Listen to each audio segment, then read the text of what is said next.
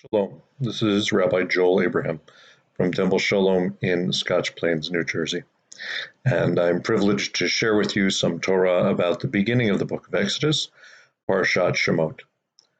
Parshat Shemot, although it's called Exodus in the Greek and English, is named Shemot in Hebrew, which means names. It begins Eila Shemot. These are the names.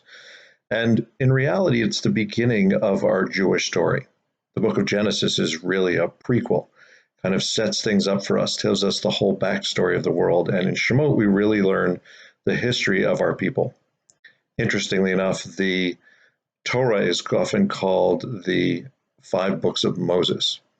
Moses doesn't exist, of course, at all in the first book in Genesis.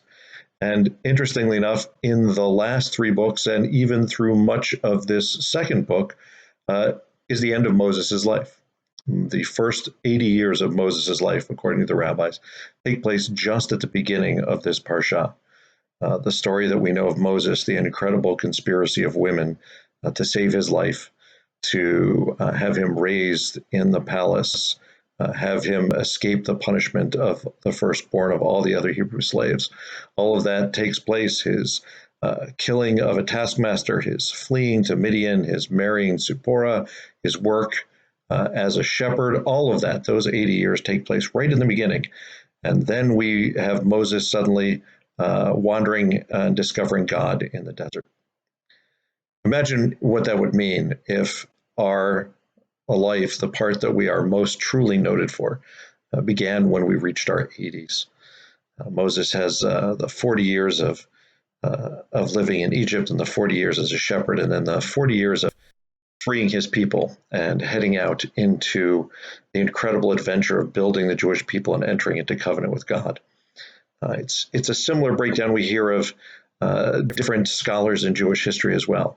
Akiva spent 40 years as an ignoramus. He didn't know what he was doing, and then meets Rachel and gets married and spends 40 years studying.